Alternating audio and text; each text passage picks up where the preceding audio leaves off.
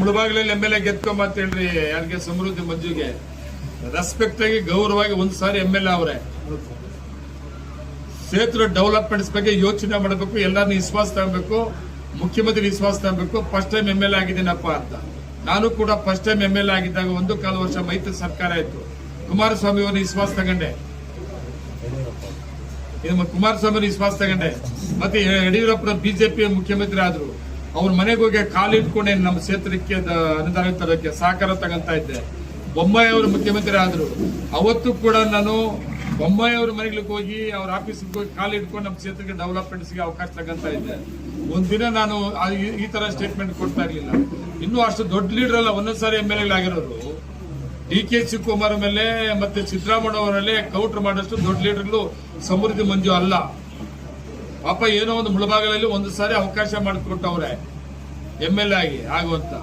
ಅಲ್ಲಿ ಲೋಕಲ್ ಲೀಡರ್ಗಳನ್ನ ವಿಶ್ವಾಸ ತಗೊಂಡು ಡೆವಲಪ್ಮೆಂಟ್ಸ್ಗೆ ಆದಷ್ಟು ಕೂಡ ಸಹಕಾರವನ್ನು ತಗೊಂಡು ಆ ಕ್ಷೇತ್ರನ ಉಳಿಸ್ಕೊಡೋದು ಬಿಟ್ಬಿಟ್ಟು ಭವಿಷ್ಯ ಹೇಳೋಷ್ಟು ಸರ್ಕಾರ ಕಿತ್ತಾಕೋಷ್ಟು ದೊಡ್ಡ ಲೀಡರು ಸಮೃದ್ಧಿ ಮಂಜು ಅಲ್ಲ. ನಂಜೇಗೌಡರಣ್ಣವರೇ, ನೀವು 18 ನನ್ನ ಜೊತೆ ಬಂದವರು, ನೀವೇನು ಬ್ರಹ್ಮಲೋಕದಿಂದ ಇಳಿಗೆ ಬಂದಿಲ್ಲ. ನೀವು ಕೂಡ ನನ್ನ ಜೊತೆ 18 ಬಂದು 75,000 ಓಟ್ ತಗೊಂಡು 23ಕ್ಕೆ 50,000 ಇಳಿದಿದ್ದೀರಿ. ನಾನು 67,000 ಮತ ತಗೊಂಡು 97,000ಕ್ಕೆ ಹೋಗಿದ್ದೀನಿ. ಯಾರ ಕ್ಷೇತ್ರನ ಯಾರು ಭದ್ರಪಡಿಸ್ಕೊಬೇಕು, ಯಾರ ಕ್ಷೇತ್ರನ ಯಾರು ಮತದಾರ ಭದ್ರಪಡಿಸ್ಕೊಬೇಕು ಅನ್ನೋದನ್ನು ಬಹುಶಃ ನಿಮ್ಮ ಕ್ರಮಸಂಖ್ಯೆ ಆಧಾರ ನಿಮ್ಮ ಏನು ಅದು ತೆಗೆದು ನೋಡ್ರೆ ಗೊತ್ತಾಗ್ತದೆ. ಸೊ ಅದರಿಂದ ಲೀಡ್ ತೆಗೆದು ನೋಡ್ರೆ ಗೊತ್ತಾಗುತ್ತೆ. ಬಹುಶಃ ಎಲ್ಲೋ ನಿಮಗೆ ಗುಮಾನಿ ಎದ್ದಿರಬೇಕು. ನನಗೆ ಗೊತ್ತಿಲ್ಲ ಏನಂತ, ನನಗೆ ಗೊತ್ತಿಲ್ಲ, ಮಾಹಿತಿ ಇಲ್ಲ, ನಾನು ಮಾತಾಡೋದು ಗೊತ್ತಿಲ್ಲ. ಸೊ ಯಾರನ್ನೋ ಮೆಸ್ಸಕ್ಕೆ ನೀವು ಮಾತಾಡಿದ್ದೀರಿ, ನಂಗೆ ಗೊತ್ತಾಯಿತು. ನಿಮ್ಮನ್ನ ಮೆಸ್ಸಿಕ್ಕೆ ಇನ್ನೊಬ್ಬರು ಅವ್ರ ಮೆಸ್ಸಿಗೆ ನೀವು ಮಾತಾಡಿರ್ಬೋದು, ನನಗೆ ಗೊತ್ತಿಲ್ಲ. ಆದರೆ ನಾನು ಪ್ರಜಾಪ್ರಭುತ್ವ ಶಾಸಕನಾಗಿದ್ದೀನಿ. ಡಾಕ್ಟರ್ ಬಾಬಾ ಸಾಹೇಬ್ ಅಂಬೇಡ್ಕರ್ ಕೊಟ್ಟಿರ್ತಕ್ಕಂಥ, ನಮ್ಮ ಅಂಬೇಡ್ಕರ್ ಸಾಹೇಬ್ ಕೊಟ್ಟಿರ್ತಕ್ಕಂಥ ಸಂವಿಧಾನದಲ್ಲಿ ಅಡಿಯಲ್ಲಿ ನಾನು ಕೂಡ ಶಾಸಕನಾಗಿದ್ದೀನಿ. ನಿಮ್ಮ ಪ್ರಕಾರವಾಗಿ ನಿಮ್ಮ ಸಂವಿಧಾನ ಬರ್ದಿ ಗೊತ್ತಿಲ್ಲ, ಇದು ನಂಜೇಗೌಡರ ಸಂವಿಧಾನ ಗೊತ್ತಿಲ್ಲ. ಆ ಸಂವಿಧಾನದ ಪ್ರತಿಯೊಬ್ಬ ಶಾಸಕರು ಕೂಡ ಮಾತಾಡ್ತಕ್ಕಂಥ ಹಕ್ಕಿದೆ. ಅದೇ ಹಕ್ಕಲ್ಲಿ ನಾನು ಮಾತಾಡಿದ್ದೀನಿ. ನಾನು ವಿರೋಧ ಪಕ್ಷದಲ್ಲಿ ಇದ್ದೀನಿ, ನೀವು ಆಡಳಿತ ಪಕ್ಷದಿದ್ರಿ. ನಾನು ಕೇಳೋದು ಧರ್ಮ, ನೀವು ಅದಕ್ಕೆ ಉತ್ತರ ಕೊಡೋದು ಧರ್ಮ. ಅದರಿಂದ ನೀವು ಟೀಕೆ ಮಾಡಿ ಗೆದ್ದು ಬರ್ತೀಯೋ ಏನು ಗೆದ್ಬಿಡ್ತೀಯಾ ಅನ್ನೋದು. 28ಕ್ಕೆ ನಾನು ಗೆದ್ದು ಬರ್ತೀನಿ. ಗೆದ್ದಿಲ್ಲ ಅಂದರೆ ನಿಮ್ಮ ಕ್ರಷರ್ ನಾನು 8 ದಿವಸ ಕೆಲಸ ಮಾಡ್ತೀನಿ. ನೀವು ಗೆದ್ದಿಲ್ಲ ಅಂದರೆ ಸವಾಲಾಗ್ತೀರಿ. ಅದರಿಂದ ನಾನು ಚಿಕ್ಕವನು, ನಿಮ್ಮ ಅಣ್ಣ ತಮ್ಮ ಇದ್ದಂಗೆ, ನಿಮ್ಮ ತಮ್ಮ ಇದ್ದಂಗೆ. ನಾನು ತಪ್ಪು ಮಾಡೋಕೆ ಕರೆದು ಬುದ್ಧಿ ಹೇಳು. ಅದರಿಂದ ಸವಾಲು ಹಾಕೋದು ಇದು ನಿಮಗೆ ಶೋಭೆ ತರ್ತಕ್ಕಂಥ ವಿಷಯ ಅಲ್ಲ ಅಂತ ನಾನೆಲ್ಲ ಜನದ ಮುಂದೆ ಹೇಳೋಕ್ಕೆ ಇಷ್ಟಪಡ್ತೀನಿ.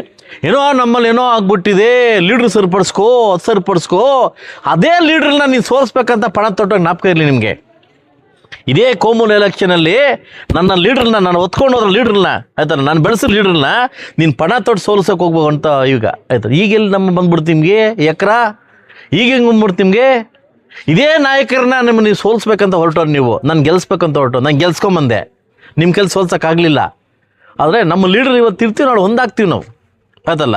ಇವತ್ತು ನಮ್ಮ ತಟ್ಟಲ್ಲಿ ನೀವು ನೊಣ ನೋಡ್ತಿದ್ದೀರಿ, ನಿಮ್ಮ ಬಾಂಡ್ಲಿ ಏನಿದೆ ಫಸ್ಟ್ ನೋಡ್ಕೊಳ್ಳಿ ಫಸ್ಟು. ಅದರಿಂದ ಹಗುರವಾಗಿ ಮಾತಾಡೋದನ್ನು ಮಾನ್ಯ ನಂಜೇಗೌಡರನ್ನ ಬಿಡಬೇಕಾಗ್ತದೆ. ಹಗುರವಾಗಿ ಮಾತಾಡೋದನ್ನು ಗೆಲ್ತೀಯೋ ಗೆದ್ದು ಬಾ ನೋಡೋಣ ಸಮೃದ್ಧಿ ಅಂತ. 28 ಗೆದ್ದು ಬರ್ತೀನಿ, ನೋಡ್ಕೊಳ್ಳಿ. ನಂಗೆ ಗೆದ್ದು ಬರ್ತೀನಿ, ಆ ವಿಶ್ವಾಸ, ಆ ಭರವಸೆ.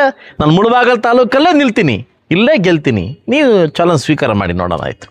ಓಕೆ, ನನಗೆ ಜನ ಇದ್ದಾರೆ ಅದಲ್ಲ. ನಾನು ನೀವು ಹೇಳಿದಿರಿ ಕಾಲು ಕೈ ಹಿಡ್ಕೊಬೇಕು, ಅಭಿವೃದ್ಧಿ ಮಾಡಬೇಕು, ಫಂಡ್ಸ್ ತರಬೇಕು ಅಂತ ಹೇಳಿದಿರಿ. ನಿಮ್ಮಿಂದ ಕಲಿಬೇಕಾಗಿತ್ತನೇನಿಲ್ಲ. ನೀನು ಮಲೇಷಿಯನ್ ಮಾಡಿಲ್ಲ ನೀವು ನೋಡ್ರಿ. ನಾವು ಬಂದಿದ್ದೀವಿ, ಮೊನ್ನೆ ಬಂದು ಹೋಗ್ತಾ ಇದ್ದೀವಿ ಆಯ್ತಲ್ವಾ. ಸೊ ಅದಕ್ಕೋಸ್ಕರ ದಯವಿಟ್ಟು ಹಗುರವಾಗಿ ಮಾತಾಡೋದನ್ನು ತಾವು ಬಿಡಬೇಕಂತ ನಾನು ತಮ್ಮಲ್ಲಿ ಮನವಿ ಮಾಡ್ಕೊತೀನಿ.